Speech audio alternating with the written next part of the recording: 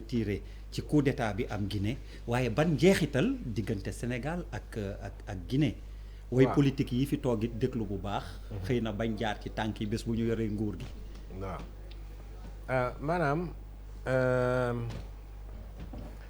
ñuy tàmbalee jàngat bi rek ci wax ni. nga baal ma préciser ni Condé invité woon nañ ko ni ko ñu bëri sàkkoo mais Condé démb ak tey yëpp d'accordoon mais ci ngoon si xam naa ay mbokkam ñoo ko wàññi. mu woote jéggalu. ayca bismillah Yérim. ah dafa xam ni am na ñu ko fi doon xaar. am na ñu ko fi doon koj. ku ko fi doon koj. buuba bàyyil mu sedd. buuba bàyyil mu sedd xaritu Condé la. bu ñëwoon aussi dañuy waxtaan rek xam nga démocratie moom. waaw xam nga maanaam. xam nga kon da nga bëgg wax Yérim a ko tiital ba mu. xam nga man waxuma tuut. Yérim laa ko bi Yérim j'ai pas pu m'empêcher. par contre sa look bi nice na. ah bon waay. Malal moo ko may mbaxane sama modèle. on va enfin l'écouter sérieusement sur la Guinée concentrez-vous. donc jàngat bi ma jàngat ci demu Alpha Condé bi pour man dafa wane lu bari ci ni nga xam ne ni noonu la xalaati ni ak doxalin yi soppeekoo ci biir Afrique. waaw Afrique am nañ indépendance toog ay at yu bari yoo xam ne ni ki nekk ci nguur gi mooy buur mooy bummi mooy def lu ko neex lu mu defit mu jikko boo waxee ñun la nguur lekk ak naan nuñ koy waxeeti sax fii ñu ni bon li nga xam ne boo ko defee recc ko xuloog buur ci la bokk bref daal maanaam ñu dund ay régime yoo xam moo la ñuy dictature loolu continuer ñu def ay en 1990 François Mitterrand woo africain yëpp à la boole ne leen nag léegi jot na nag ngeen def démocratie parce que nag vraiment jusqu'à présent ay coup d'état militaire ngeen di def ak yu ma xamul léegi nag réew moo xam ne daal def na démocratie dinañ la jàppale réew moo xam ne defoo démocratie ñu bàyyi la donc réew yu bari nag def conférence nationale maanaam réunir dañu am ñëpp ñu toog waxtaan daal di def ay élection yooyu aussi am ay alternance yu ci juddoo bariwul nag waaye amoon na ay Congo ak réew yu demee noonu nga xam ni président ya fa nekkoon ay Bénin président ya fa nekkoon dañoo am élection ñeneen gañe leen bon ñu jàpp ni affaire bi dem na ba faaw dem ba jàpp ni vraiment démocratie sax na Afrique malheureusement ñu delluwaat ginnaaw ni ñu delluwaatee ginnaaw mooy am na ñoo xam ni pertoon nañ élection ci démocratie ñëw jëlaat ay ngànnaay ku mel ni Denis Sassou Nguesso ñëw daan Pascal Lissouba toogaat bref daal démocratie ba ñu defoon début des années 90 dem ba mu sooxee loolu di continuer ba sooxe gi gën a tar ndax li gën a sooxeel tar gi mooy au début des années 90 dañoo plombé woon constitution yëpp dañ ko plombé woon maanaam constitution yi ñu defoon yëpp dañ ne nit mënta def lu ëpp ñaari mandat noonu ku mel ne Idriss Déby bu Tchad dindi loolu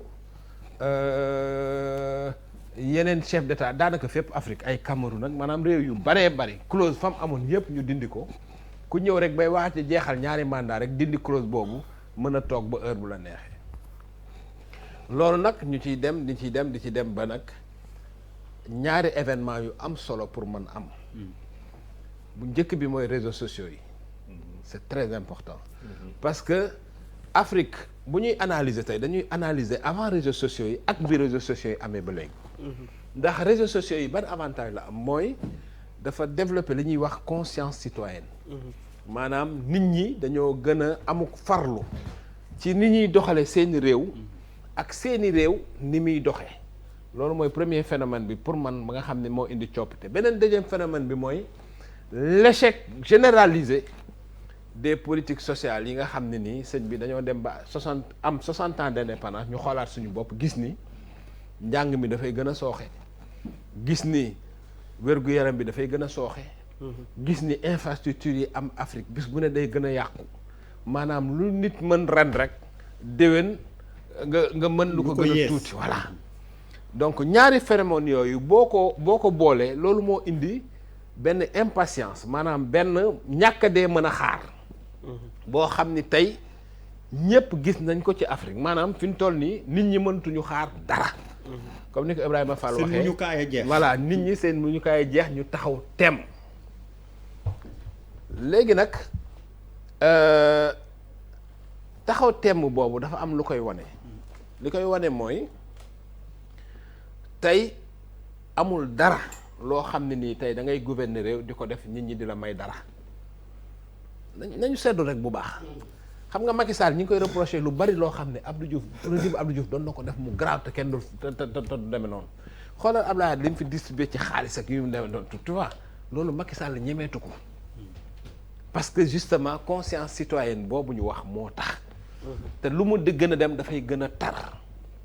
parce que réglé wuñu problème yi lecture boobu nag la Alpha Condé deful au fait que dañoo nekk ci beneen époque boo xam ne nii dafa am loo mën ak loo mën ba pare ñi nga xam ne nii tey dañoo judd après indépendance su Afrique dañu nekk ci même niveau d'information ñu nekk États-Unis ñu nekk Canada ñu nekk Japon ñu nekk Chine parce que smartphone rek tey boo ko amee même boo mënta lire boo mënee xool rek lu xew ci àdduna bi nga xam ko bref Alpha Condé yàlla def mu nekk opposant historique Alpha Condé opposé wu na lu ëpp 50 ans moom histoire am c'est particulier parce que Alpha Condé dafa jógee Guinée dem jàngi France ba mu jàngee France mu toog fa milité ci mouvement bu ñu woowee FAYAMF FAYAMF mooy mouvement bi nga xam ni étudiant francophone yu ñuul yi nga xam ne ñoo doon jàngee France ñoo ko créé ay Abdoulaye Wade ak ñëpp jaar nañ ci conscience politique gu leader yu bari foofu mouvement boobu moo ko defar donc moom mu milité ci mouvement boobu jóge foofu nekk dans les partis de gauche yàgg milité bon moom ak Sékou Touré ñii nee nañ daf ko contrôle ñii naan non espion la woon ci biir Guinée yi nekk parce que moom ak Sékou Touré xam nga Alpha Condé dafa gëm ethnie loolu waaw dafa gëm ethnie maanaam ku gëm mbiru waaso la waaw yàllaa ko def mu gëm mbiru waaso dafa gëm mbiru malinké te Sékou Touré malinké la woon donc histoire am ñaari version moo ci am na ñu ni woon daf doon xeex Sékou Touré am ñu ni woon dafa nekkoon ci ñu doon xeex Sékou Touré pour di nettali Sékou Touré ndax moom mouvement de résistance bi mu bokkoon ñépp la Sékou Touré indil problème ba mu des moom loolu moom c'est un fait historique waaw maanaam ñépp la Sékou Touré jéem ci ñoom jéem seen famille jéem a yàq seen carrière ba mu des Alpha Condé loolu c'est un fait historique bon bi Sékou Touré génnee ci nguur gi Lansana Conté jël nguur gi Alpha Condé continuer di militer mais il faut ñu xam ne Alpha Condé dundam gépp daf ko def en dehors de l'Afrique parce que nit ki aussi boo ko xamul doo mën a xam jëfinam Alpha Condé dugal nañ ko kaso Guinée Jeune Afrique di ko interviewé mu ni moom tàngoor wi nekkoon ci kaso bi pour mu xeex ko ay bière la doon naan ci biir ay bière yu sedd guy xam nga loolu ku am culture Afrique loolu mënoo ko wax bi mu ko waxee malinké yi xaw nañ rey seen bopp Guinée alors que Alpha Condé loolu garaawlu ko pour war na rek moom ni mu formaté woo ndax yàgg France Alpha Condé opposition bépp li mu opposé wu lépp à part bi mu demee après élection 98 ñu dugal ko kaso mos ta fekkee dara lu metti mosu koo fekke Dadis Camara bi muy agressé nit ñi ci stade yi di toj boppu sellu teg yépp Alpha Condé dafa xaar ba yëfi des benn fan ñaari fan mu jël avion dem yoonam musul fekke lu metti musul fekke lu tar benn yoon la mos a dund lu tar ci opposition mooy bi ñu defee élection 98 ba pare Lansana Conté service secret français yi jox ko ay armes yoo xam ne ñu intercepté yoo xam ne dañ ko dugaloon bëri Guinée Alpha Condé doon ko négocier mu jàpp ni dafa war a def guerre civile mu tëj ko kaso pendant at ak lu topp daal di koy gracier bi mu ko gracier aussi moom dafa dem toog France Alpha Condé France la mos a dëkk dans le 13e arrondissement place d'Italie da am appartement boo xam ba mu ko amee léegi ëpp na 50 ans fa la mos a dëkk yow mën nga ko faa fekk voilà donc noonu dem affaire bi histoire di dem ba Lansana Conté génn àdduna il faut mu wax aussi rapport Alpha Condé ak Sénégal parce que ñu bari xamuñu loolu Alpha Condé historiquement ñi mos a nekk nguuru Sénégal yépp dañ ko mos a jàppale Senghor par exemple rapport am ak Alpha Condé lan la woon dafa gisoon ci moom benn jeune boo xam ne guinéen la boo xam ne day contre Sékou Touré parce que Senghor ku contre woon Sékou Touré rek xaritam nga woon ndax problème yi amoon ak Sékou Touré Abdou Diouf moom lu ne la defal Alpha Condé vraiment Alpha Condé dem na Guinée ñu dàq ko mu dugg ambassade du Sénégal Abdou Diouf jël avion spécial mu dem jëli ko indi ko Sénégal loolu ñëpp gis nañu Alpha Condé bi ñu ko tëjee bi ko Conté tëjee Abdou Diouf moo amate ñëpp mobilisé Jacques Chirac di ci wax ak Lansana Conté ba Conté manque ko de respect na ko vous m'avez merdé avec cette histoire pour te dire parce que Chirac xam nga Abdou Diouf lu mu ko mës a ñaan amuloon sago ci Abdou Diouf pour te dire xam nga pression maanaam Chirac di teg pression Lansana Conté ba Lansana Conté presque saaga ko ndax sonn pour te dire Abdou Diouf ni mu sonnee ci Alpha Condé élection am Dadis Camara ñëw jël nguur gi ñu def élection premier tour bi Cellou Dalein Diallo am 44%. Matoto mooy commune bi gën a ngand ca réew ma am 400 000 personnes ñu annulé ko dégg nga baax lem la bu ñu annulé woon Matoto boobu Cellou day gagné avec plus de 55% au premier tour mais ñu annulé ko quand même te annulation boobu am na loxo autorité yu bari yoo xam ne nii parce que damay bañ a indi polémique du ma dugg ci détail yooyu Alpha Condé am 18%. ñu war a def deuxième tour Alpha Condé ak ñi koy jàppale bañ deuxième tour ba duré lu mat 4 mois ñeenti weer loolu kenn mësu ko gis ci àdduna entre premier ak deuxième tour ñu organiser deuxième tour boo xam ni ki amoon 44% ñu annulé ko 400 000 voix ñu fexe bañ ni gagné nañ ko 47 wala 48% la am affaire bi indi coow Abdou Diouf taxaw c'est ça la réalité historique am na xam naa ñu dul neex mais c'est ça la vérité nekk francophonie taxawal ko jàppale ko influencer le jeu ñu influencer truc secrétaire général Nations Unies Ban Ki-moon gisanteeg Cellou Dalein Diallo Cellou d'accord Alpha Condé jël nguur gi ñu ni ko léegi da ngay jël nguur gi mais da ngay organiser léegi ay législatives Alpha Condé jël nguur gi 2010 ba 2013 organiser wu législative il a fallu lu mat 100 personnes dee ci ay manifestations muy soog a organiser élection législative yoo xam ni ñépp xam nañ nu mu demee ñu continuer noonu ba 2015 mu amaat yeneen i élection yoo xam ni résultat yi maanaam élection boobu Cellou mënta def meeting fenn parce que fu mu taxaw yaa sur 2 kilomètres ay nit yoo xam ni mënta bouger loolu ñëpp gis nañ ko en 2015 c'est-à-dire pendant toute la campagne électorale amul dëkk bu mos a taxaw ba mën a bouger fu mu dem dëkk bu mu dem y a des centaines de millions voire des milliers voire des millions de personnes ñëpp gis ko après ñu ni malgré tout Alpha Condé moo gagné mais loolu yëpp garaawul c'est lu bàyyi mu sedd léegi muy ñaari mandat ñu dem ba 2020 lan moo xew en 2020 Alpha Condé def ñaari mandat parce qu'il faut savoir que Guinée mosul am constitution bu baax en 2010 bi Dadis Camara ñëwee classe politique bi yëpp d'accord ñu toog waxtaan ñu ni léegi dañuy def constitution boo xam ne nii c'est pour teg démocratie Guinée boo xam ne nii dafay dem ba Guinée mu assurer ñu démocratie stabilité ñëpp d'accord ci constitution boobu ci constitution yi gën ci Afrique ci la bokk tellement c'est bien rédigé c'est une très bonne constitution ba pare dañ ko vérifier dañ ko tànn ci fépp mu am article 154 ci constitution bu wax ni ku nekk ñaari mandat nga war a am wax ni charte bi nga xam ne nii moo yamale yëf yi ci ñaari mandat kenn mënu koo soppi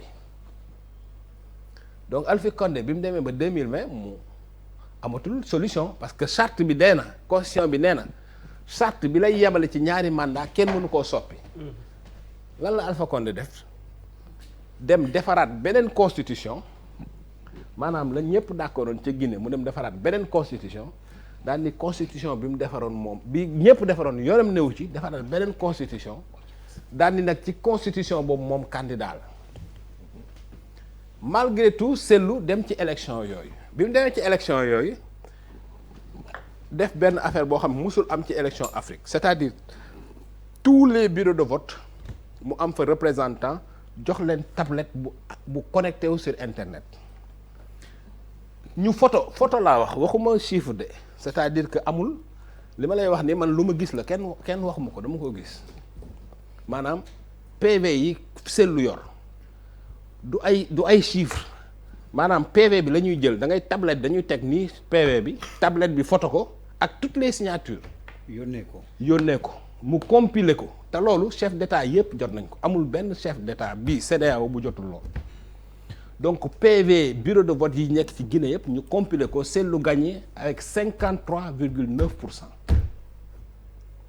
Cellou yónnee PV yooyu tous les chefs d'état de l'Afrique de l'Ouest yónnee ko commission Union africaine yónnee ko Nations unies yónnee ko France yónnee ko États-Unis yónnee xam nga lan moo tax ay français ak américains yi yépp maandu ci coup d'état bi loolu moo tax au fait ñépp gis ni Cellou moo gagné Cellou bi muy wax noonu fekk na la veille à 22h compilé na résultat yépp ba jël photocopie PV yépp yónnee ko Alpha Condé yónnee ko CENI c'est-à-dire amul amul kenn ku informé ci monde bi koo xam ne xamoo ni en 2020 Cellou moo gagné léegi qu'est-ce que Alpha Condé fait Alpha Condé jël ay chars ñu encercler kër Cellou Dalein tëj ko ci biir ñépp di gis CENI ñëw génne résultats yoo xam ne amul benn PV amul ils ont fait des résultats globaux yoo xam ne benn PV génn waa ji ni moo gagné donc bi mu nekkee boobu ba léegi Cellou Dalein mënta génn Sidya Touré mënta génn seeni jabar mënuñoo génn seeni doom mënuñoo génn maanaam ñi ngi leen di tëj ci fa ñu dëkk Cellou dafa dem ba benn moment il avait des problèmes pour manger non am problème pour lekk pour lu ñuy lekk ci biir kër gi tu vois ça c'est-à-dire ce niveau de violence là tu comprends ah léegi nag am xale boo xam ni dafa nekkoon France liaison étrangère bu tudd Mamadi Doumbouya boo xam ni Alpha Condé ci boppam moom moo ko jëlee France indi ko Guinée ndax moom affaire malinké la gëm indi ko Guinée ci 2 ans mu passé ko capitaine commandant lieutenant-colonel kooku man xam naa ni loolu musul am ci àdduna bi xale bi ne ko écoute parce que comme moom dafa bari ay noon Alpha Condé moom ñëpp la def ay noon à commencer nag par Macky Sall parce que moom obsession la am c'est-à-dire que moom ñi ko gën a dimbali ñooñu la gën a am obsession ci ñoom donc moom Sénégal c'était un problème pour lui il n'est pas le seul d'ailleurs man loolu ça xam nga man par exemple en tant que journaliste de Jeune Afrique li ma gënoon a jaaxal mooy Sénégal ni mu déranger africain yi am na chef d'état yoo xam dañ daan toog di wax ak man dañuy fàtte ne man sénégalais la waaw benn feetu soxor boo xam ne je comprends pas parce que ñoom seen dëkk yi ay coup d'état la ay xeex la ay guerre civile la ñu nag yàlla defal ñu jàmm loo ci mën a wax dëkk bi am na démocratie am na stabilité loolu neexu leen Alpha Condé daan ni Macky Sall dafa créer benn genre complot pël mondial maanaam dafa teg schéma boo xam ni dafa bëgg Afrique waaw yépp ay pël nekk fa parce que Oumaro Sissoko Embaló pël la bon kii Fata mais loolu hasard la Buhari pël la kii mu ni non Macky Sall moo def loolu yépp ki nekk Sarr mu ni donc Macky Sall moo taxaw pour bëgg pël yi da daan taxaw naan mënuma am ay pël sama porte ak sama fenêtre ñëw na fii di wax ak Ablaye Wade ne ko mais est-ce que mën nga imaginer pël di nekk nguur au Sénégal Ablaye Wade ne ko mais Senghor ethnie bi mu bokk moo gën a tuuti pël yi te nekk na pouvoir Sénégal nekk na nguur Sénégal parce que xamul sax li ñuy wax ak Alpha Condé donc pour moom y avait un vaste complot pël mondial boo xam ni Macky Sall moo ko teg qu'est-ce qu'il fait chaque fois dafa bëgg a créer incident entre moom ak Sénégal crise Ebola bi éclaté benn Guinéen jóge fële indi Ebola biir Sénégal xam nga loolu dootul fantasme parce que réalité la Guinéen jële Guinée Ebola dugal ko Sénégal yàlla def ñu faj ko Macky Sall tëj frontière bi Alpha Condé tout était mu tëj Orange Guinée tout était c'est-à-dire il avait donné les instructions et tout à la dernière minute lañu avertir les officiels sénégalais ñu woote Abdou Diouf mën a sinon Orange Guinée parce que comme Sonatel dafa am tu vois à quel point donc sama francophonie am Sénégal Alpha Condé du fi ñëw Abdou Diouf ne ko mënoo def loolu parce que man c'est mon dernier sommet te man ak yow suñuy rapport historique tout ça waa ji ñëw wàcc avion bi Macky Sall di ko nuyu mu ne ko duma la nuyu parce que man dama am Ebola mais man su ma nekkoon président Macky Sall mais boo ma nee doo ma nuyu dama naan la da ngay wàññeeku nga dugg sa avion parce que doo dugg Sénégal bon bref bis bu ne parce que li daaneel Alpha Condé au fait xeex bu ëpp bu mu doon xeex Sénégal la parce que boo tëjee frontière u Sénégal li mu xamul mooy parce que même chaque jour da ko doon wax naan Guinée mooy dundal Sénégal c'est vrai mais xaalisu Sénégal aussi mooy alimenter Guinée loolu la xamuloo fait li tax mu dem ba trésor Guinée amatul xaalis mu dem bay obligé wàññi salaire yi mooy li fi Guinée di dugal ñu leen koy jëndal xaalis bi di dugg foofu moo doon alimenter économie loolu la fàtte donc lu mu gën a tëj frontière bi rek affaire bi di gën a tar Guinée xam nga Guinée bu ñëwee fi jaay seen fruit jaay seen lépp mu tëj frontière benn moment mu tëj frontière dara duggul dara génnul donc léegi tension économique bi gën a metti réew ma di gën a metti yaa ngi dégg nit ñi sonn xale bi nag xëy suba far ñoom ñu créer condition pour xale bi dal seen kaw parce que qu'est-ce qu'il a fait dafa jël Mamadi Condé Mamadi Doumbouya defal ko benn armée benn corps spécial bu tudd ñoom la ñuy gis nii à l'image groupe des forces spéciales mu jox ko ay armes ngànnaay yoo xam ni armée vol normal amuñu ko jox ko alal jox ko lépp def ko un corps spécial ba pare corps bi nekk à 80% de malinké dégg nga li ma la li ci des mu def ci ay susu ay gerze ay tomate daanaka amul pël fa force boobu la defar biñ demee ba ci biir nag mu am maanaam moom lañ ki mu créé woon dem ba ñoom ñu am ak moom problème loolu nag dafay gudd pour ma nettali ko moo tax faaw ma résumer ko bi ñu amee problème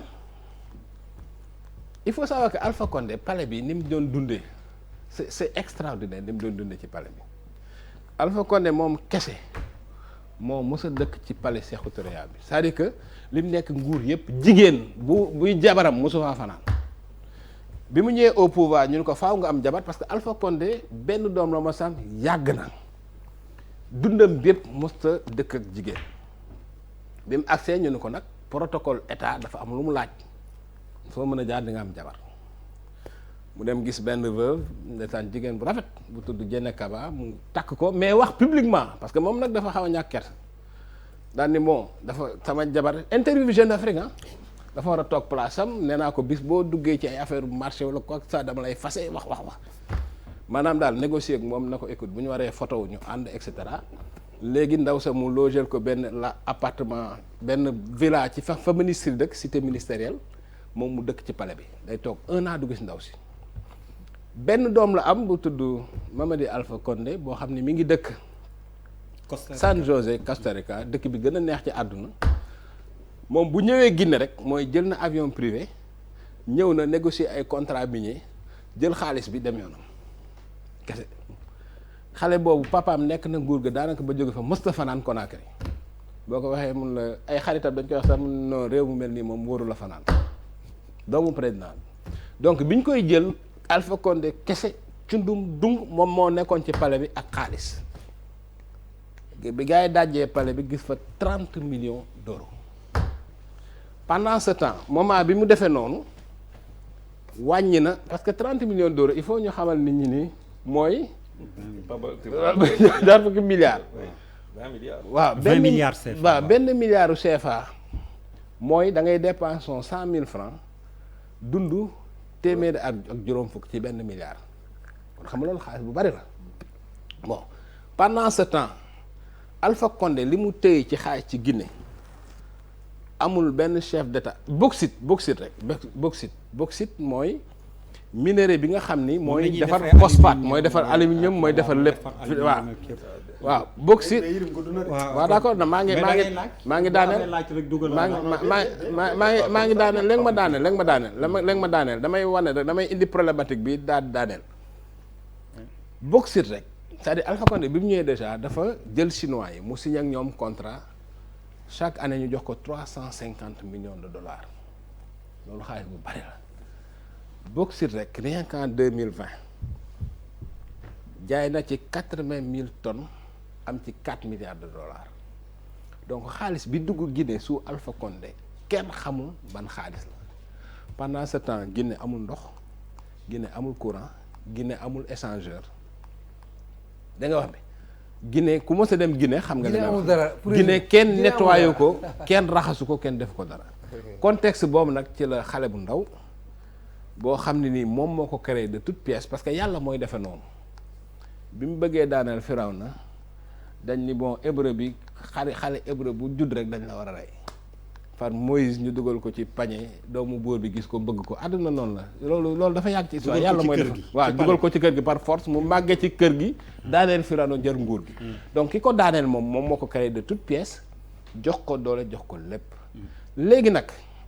rapidement pour perspective yi kooku bi mu demee ba nga xam ne nii parce que li mu wax après discours politique la mais li tax coup d'état bi problème la bu mu am moom ak Alpha loolu mooy dëgg aussi ok voilà ñu nar koo kii mu jël affaire yi waaw parce que moo fa ëpp doole léegi nag Sénégal naka la war a taxawee yàlla dimbali nañu ba nga xam ni ki nga xam ne bëgguloon a gis suñu réew te mënoon nañoo indil jéyee fu nekk jóge na fa ni ñu war a taxawee lu am solo la transition bi Sénégal dafa war a taxaw ngir mu réussir ndax diggante Guinée ak Sénégal maa ngi koy wax ni exemple bu raar la ci ay réew ñaari réew yu dend lan yoo xam ni am nañ 3,5 millions de personnes yoo xam ni dañu am nationalité guinéenne am nationalité sénégalaise loolu daanaka amul ci monde bi maanaam ñaari réew yu bokk yu dende noonu bokkee noonu population amul donc lu xew Guinée rek day am répercussion ci Sénégal donc il faut ñu taxaw transition bi waaye nag il faut ñu taxaw aussi maanaam fulla ji Macky Sall defoon ba nga xam ni Embalo boo xam ne daf ñu favorable moo toog Guinée Bissau mu def fulla jooju ba bi Yaya Jammeh perte mu taxaw noonu pour Adama Barrow toog Gambie mu def fulla jooju ba renforcer George Weah mu toog Libéria na def fulla jooju pour kay toog Guinée doon koo xam ne ni du jéem dara loo xam ne ni dafay yàq. leer na nañ ayca ku bëgg a mos ci Guinée bi. waaw Bouba ayca bismillah.